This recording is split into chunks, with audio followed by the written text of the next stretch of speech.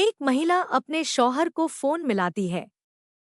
Phone मिलाने के बाद उसने एक डिमांड की और जब डिमांड सुनता है पति, तो वह मुस्कुराता है। मुस्कुराते हुए सीधा मेडिकल स्टोर पर पहुंच जाता है। वहां जाने के बाद इंतजार कर रहा था जब यहां से सब ग्राहक चले जाएंगे। उसके बाद फिर वह अपने सामान की डिमांड करेगा। दरअसल जब उसके पास या कि मेडिकल स्टोर पर कोई बचता नहीं है, तो मेडिकल स्टोर वाले ने उससे पूछा, भाई साहब, आपको क्या चाहिए? वो थोड़ा शर्माता है, शर्माते हुए बस बात कहने की कोशिश कर रहा था, हिचक रहा था। तभी मेडिकल स्टोर वाला पूछता है, भाई साहब, आपको चाहिए क्या? आप यहाँ पर काफी देर से खड़े हुए हैं। उसने कहा, भाई साहब, मुझे शक्तिवर्धक गोलियां चाहिए। जैसे ही शक्तिवर्धक गोलियों की बात आती है, मेडिकल स्टोर वाला अपने स्टोर में जाता है और एक गोलियों का पूरा रैपर लाकर उसके हाथ में दे देता है। जैसे ही गोलियों का रैपर उस व्यक्ति ने अपने हाथ में लिया, उसने कहा, भाई साहब, ये कम रह जाती हैं और वैसे भी यहाँ बार बार आना अच्छा नहीं लगता। बार बार जब लोग यहाँ पे होते हैं, उन सबके सामने ये सब चीजें मांगना अच्छा नहीं लगता। आप एक काम करो, थोड़ी सी तादाद बढ़ा दो, ज्यादा गोलियां दे दो। जैसे ही मेडिकल स्टोर वाले ने यह बात सुनी, मेडिकल स्टोर वाले ने उसे कुछ ज्यादा तादाद में गोलियां दे दी। अब इन गोलियों को लेकर वो व्यक्ति अपने घर जाता है, खाना खाता है, पत्नी के साथ सोता है। उन गोलियों को खाने के बाद अब अगला दिन जब निकलता है, तो पत्नी की तो आंख खुल जाती है, लेकिन पति सोता हुआ रह जाता है।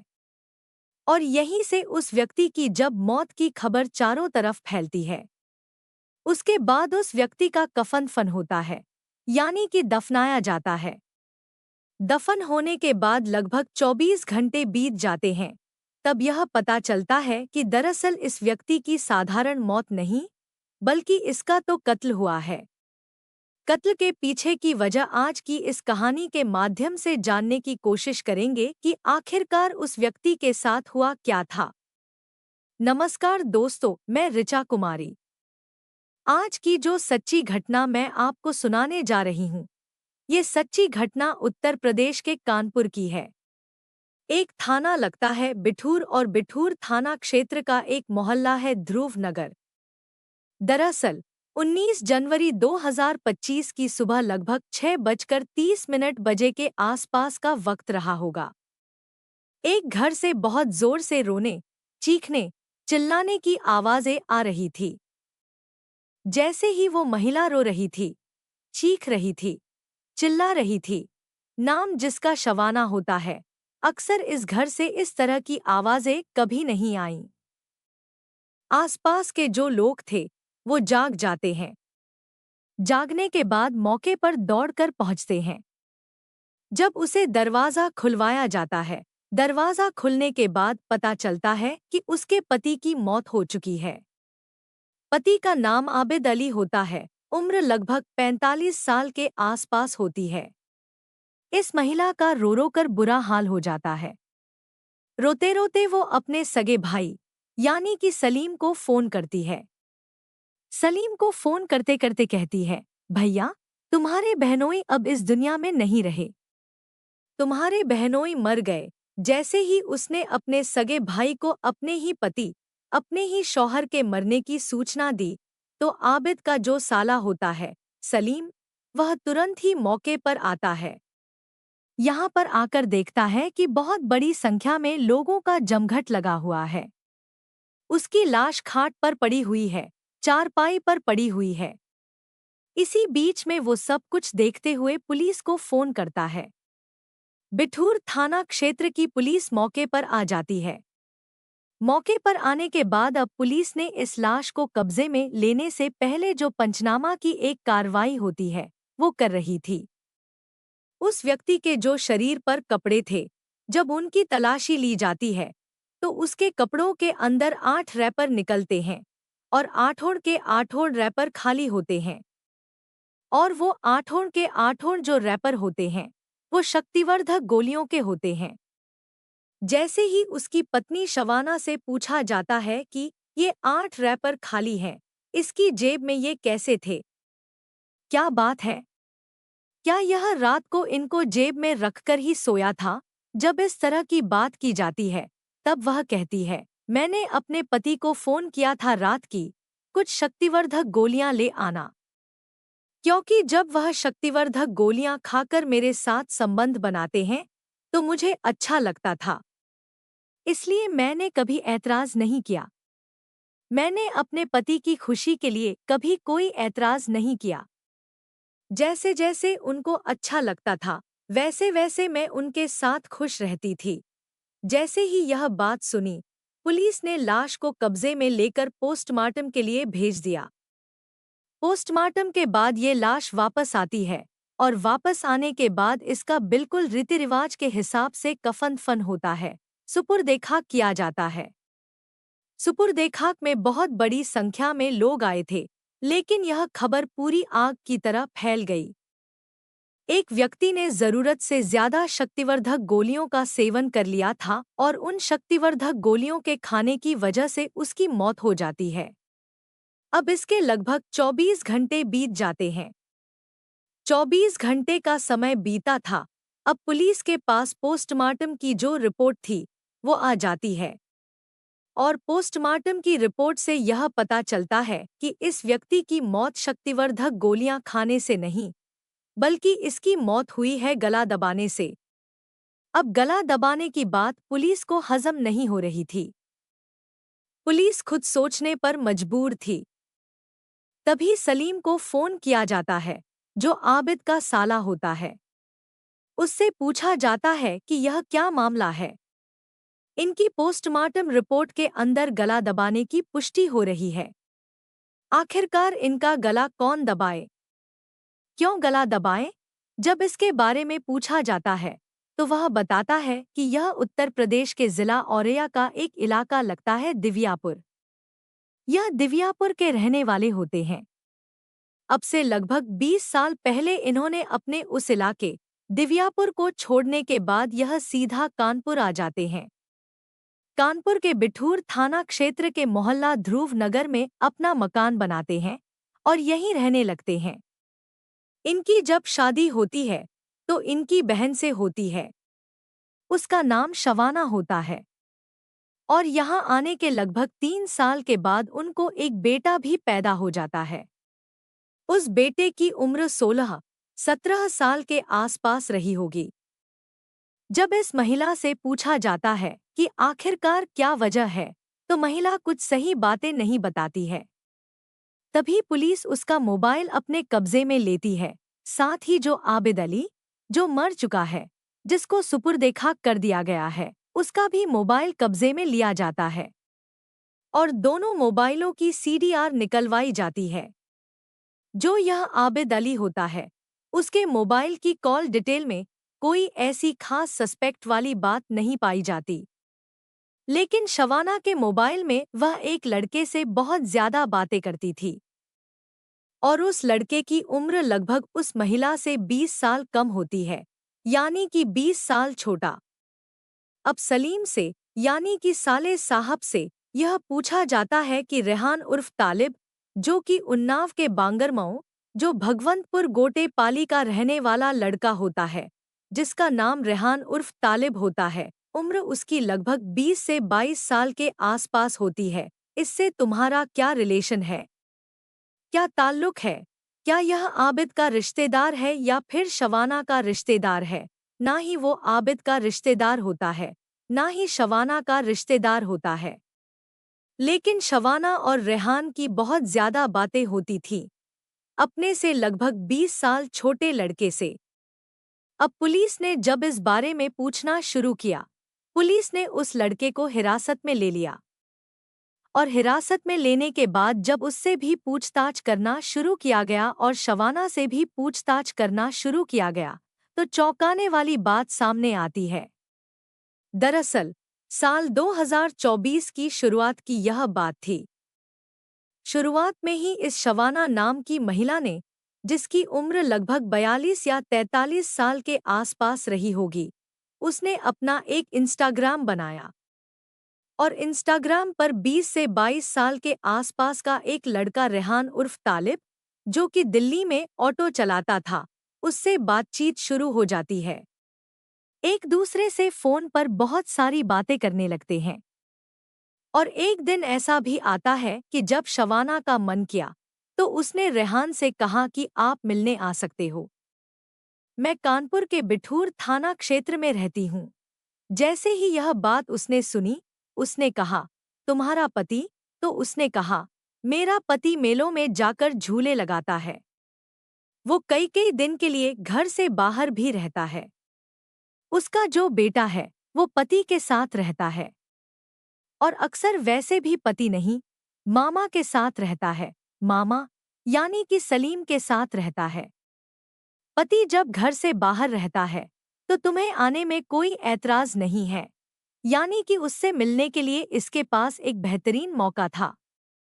लेकिन रेहान ने शवाना को जब देखा तो जो फोटो थे, फोटो से वो लगभग 20 साल बड़ी दिख रही थी। फोटो में छोटी, मौके पर बड़ी थी। लेकिन उन दोनों में दोस्ती हो जाती है। दोस्ती गहरी हो जाती है और इनके बीच में जो उम्र की दीवार थी वो छोटी पड़ जाती है, यानी कि दोनों एक दूसरे से मिलकर अब कुछ ज्यादा ही करीब आ जाते हैं। बताया जाता है कि यह दोनों एक दूसरे के साथ संबंध बनाने लगते हैं। अब इन्होंने लगभग 3-4 बार इस तरह से मिलने का मौका जुटाया। तभी शवाना ने अपने पति के बारे में बताया कि वो मुझे बहुत बुरी तरह से मारता है, पीटता है। मैं अलग रहना चाहती हूँ, लेकिन वो जबरदस्ती मुझे अपने साथ ही रखना चाहता है। और मेरा बेटा इसलिए अपने मामा के साथ रह रहा है, तो मैं अपने पति से छुटकारा चाहती हूँ।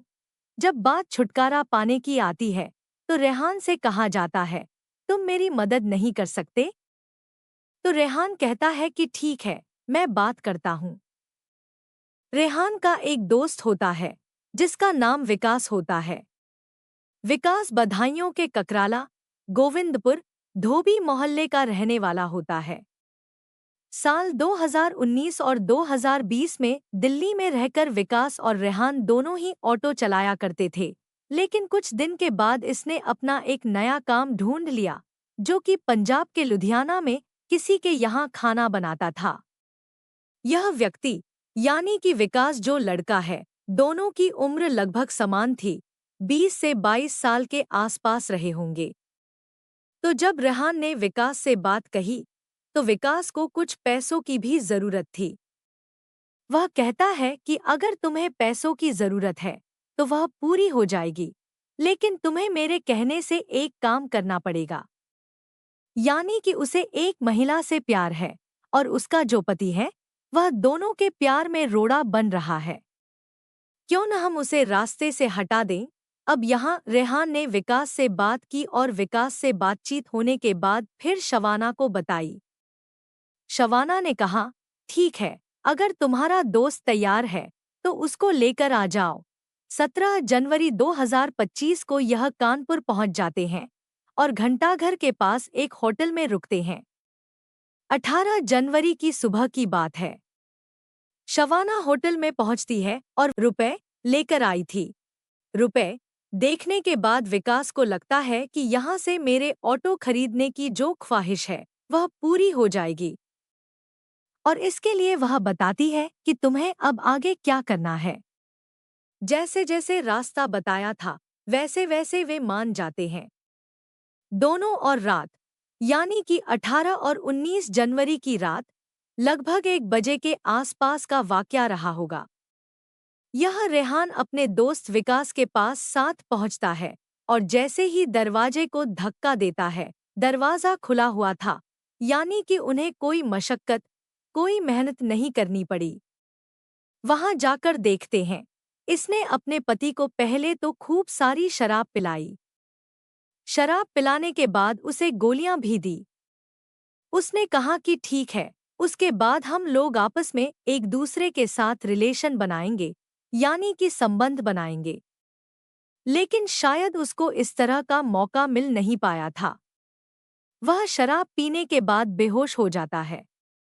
रात के 1 बजे के आसपास जब रेहान और विकास आते हैं तो यह शवाना, उसके अंदर अचानक से न जाने कहां से ताकत आ जाती है। वह अपने ही पति के सीने पर बैठ जाती है। विकास गला दबाता है और यह दोनों मिलकर उसके हाथ और पैर दबा लेते हैं। लगभग 15 से 20 मिनट तक यह जद्दोजहद उसके साथ की जाती है, यानी कि आबिद अली का गला दबाकर उसकी हत्या कर दी जाती है। इसके बाद आराम से, इत्मीनान से इन्हें मौका मिलते ही जब यह रेहान और विकास यहाँ से चले जाते हैं। जाने के बाद जब दिन निकलता है तब शवाना ने नाटक करना शुरू कर दिया।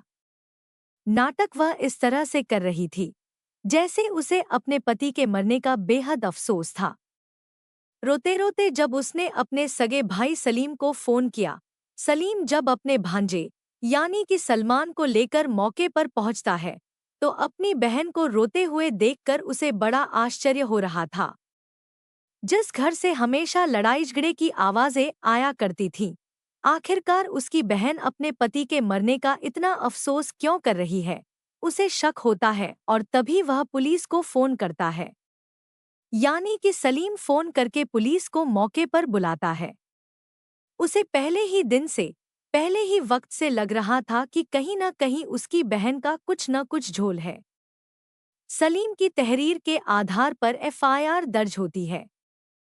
पुलिस इन तीनों को, यानी कि शवाना, रेहान और विकास, इन तीनों को गिरफ्तार करती है और 22 जनवरी 2025 को गिरफ्तार करने के बाद जेल भेज देती है।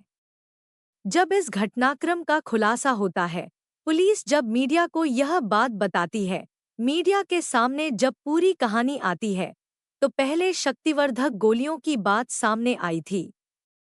बाद में पता चलता है कि 20 साल छोटे प्रेमी के साथ मिलकर और प्रेमी ने दोस्त के साथ मिलकर इस महिला के पति की हत्या कर दी है।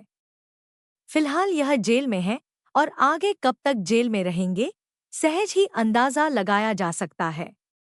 इसमें एक नहीं, 3 जिंदगियां पूरी तरह से बर्बाद हो चुकी हैं और एक बेटा है। हालांकि बेटा तो पहले भी अपने मामा के साथ रह रहा था, लेकिन वाकई इस व्यक्ति यानी कि सलीम की भी हिम्मत की दाद देनी पड़ेगी, तारीफ करनी पड़ेगी, क्योंकि उसने अपनी ही बहन के खिलाफ मुकदमा दर्ज कराया और उसको जेल भिजवाने में अहम भूमिका निभाई। दोस्तों, इस पूरे घटनाक्रम को सुनने का उद्देश्य किसी को परेशान करना नहीं है, किसी का दिल दुखाना नहीं है, बल्कि आपको जागरूक करना है, आपको सचेत करना है। इस महिला को अगर अपने ही पति से अलग होना था, तो अलग होने के बहुत सारे रास्ते थे। इस तरह से जो उसने कदम उठाया था, वह वाकई बहुत ही भयानक है। शायद आगे की जिंदगी सलाखों के पीछे गुजरेगी और जब सलाखों के पीछे अंधेरी कोठरी में रहेगी, शायद तब उसे जाकर एहसास होगा कि उसने क्या अपराध कर दिया है। प्यार और रिश्तों में ईमानदारी और सम्मान सबसे जरूरी होते हैं। अगर किसी रिश्ते में परेशानी है, तो उसका हल निकालने के कई कानूनी और सामाजिक तरीके मौजूद हैं। किसी को रास्ते से हटाने या हत्या जैसा घिनौना अपराध करने से न सिर्फ एक जिंदगी खत्म होती है, बल्कि कई और जिंदगियां बर्बाद हो जाती हैं। गलत रास्ते अपनाने से सिर्फ पछतावा ही हाथ लगता है। किसी भी मुश्किल का हल अपराध नहीं, बल्कि सही सोच और कानूनी समाधान में होता है। इस कहानी से हमें सीख मिलती है कि गलत कदम उठाने से पहले हमें अपने परिवार, बच्चों और भविष्य के बारे में सोचना चाहिए। एक गलत फैसला पूरी जिंदगी अंधकार में डाल सकता है।